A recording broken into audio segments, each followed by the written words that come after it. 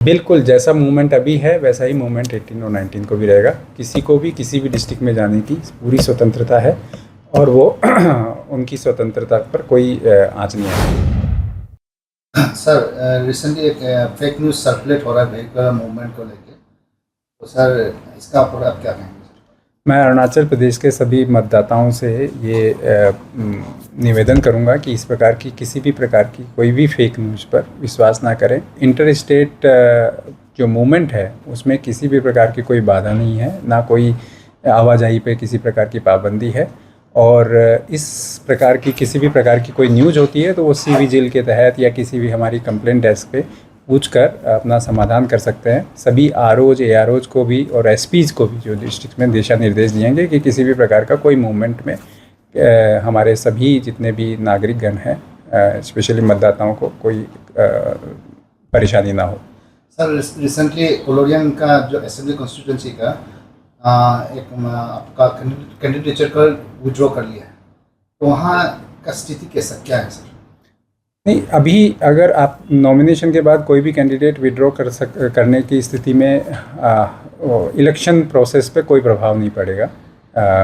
हम पूरी तरह से तत्पर हैं इलेक्शन कराने के लिए। हमारी सारी तैयारियां होगी एज इट इज़, जैसे कि पहले कंटेस्टेंट होने पर या नहीं होने पर दोनों में समान स्थिति में ही हमारी पार्टी जाएंगी और वोटिंग होगी। अगर इनकेस वोटिंग होता ही नहीं है, मतलब आप पकड़ लीजिए, क्योंकि जो पीपीए कैंडिडेट है उन्होंने कैंडिडेचर को विड्रॉ करके अपने ये में डाल दिया है, कोई स्टेटमेंट अभी तक आया नहीं, तो इस सिलसिले में आप लोग का पास ऐसे कुछ खबर है? और अगर वोटर अगर जाएगा ही नहीं मतदान डालने के लिए, जो अपोजिशन पार्टी का है, जो पीपीए कैंडिडेचर है, उस स्थिति में आप लोग का क्या राय है? देखिए, वोटर स्लिप बांट दी गई है सभी जगह पर। जो ईवीएम्स की कमीशनिंग के बाद जो हमारे कैंडिडेट हैं उनका भी नाम उस पर है, और सारे लोग जो भी वोट देने आते हैं वो उनकी पसंद और नापसंद पर डिपेंड करता है कि वो किसको वोट करें। हमारा काम है स्मूथ तरीके से, पीसफुल तरीके से चुनाव कराना, और वो चुनाव हम कराएंगे। रिसेंटली सर पोल वायलेंस एक्ट देखने को मिला है टेंगा में, उसका टेंगा में एक्चुअली वो सृजना बुरागांव कॉन्स्टिट्यूंसी, सर उसका स्थिति क्या है अभी?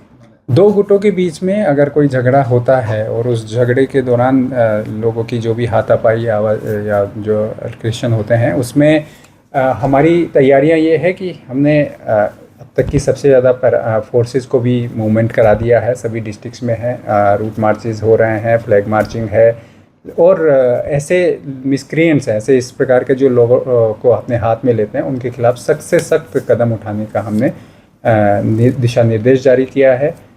कुछ लोग हैं जो ऐसे वायलेंस में इन्वॉल्व हैं, उनको बाइंड डाउन कराया है। अगर कुछ लोग और अपनी तरफ से बाहर निकल कर इस प्रकार की हिंसा में लीन होंगे तो हमने उनके खिलाफ सख्त से सख्त कदम उठाने का निर्णय लिया है। चाहे हमको लॉकअप में रखना हो इलेक्शन के दिन पोल वायलेंस को रोकने के लिए, वो हम लोग करेंगे। सर वेट कास्टिंग को लेके आपने इसके अलावा भी 144 रात में किसी भी प्रकार की ये जो क्लैशेज ना हो, इसके लिए हमने कई सारे डिस्ट्रिक्ट्स में जो हमारे डीओज हैं उन्होंने अपने एरिया में 144 भी इम्पोज किया है। सर इस पर एक न्यू चीज़ आया है कि वेब कास्टिंग को लेके, क्या ये वेब कास्टिंग कोई भी प्रीव्यू कर सकता है? ये तो एक सरकारी के लिए है।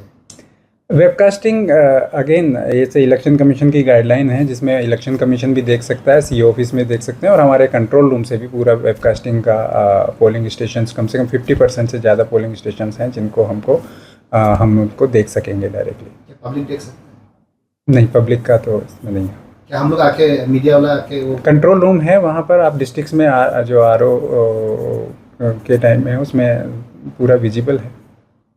सर ऐसा भी रूमर्स फैल रहा है कि 144 डाल दिया गया है, तो पब्लिक का कहना है कि उसमें मूवमेंट का तकलीफ होगा बोल के, इसका कारण नहीं, 144 का मतलब ये नहीं है कि कोई किसी प्रकार का कोई मूवमेंट बाधित है।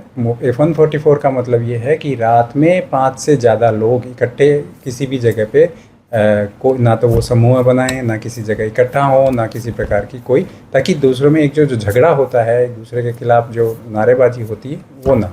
जैसे कि 18 और 19 को जो पब्लिक है अपने डिस्ट्रिक्ट बिल्कुल खुले मन से जा सकते हैं। बिल्कुल, जैसा मूवमेंट अभी है वैसा ही मूवमेंट 18 और 19 को भी रहेगा। किसी को भी किसी भी डिस्ट्रिक्ट में जाने की पूरी स्वतंत्रता है, और वो उनकी स्वतंत्रता पर कोई आँच नहीं आएगी।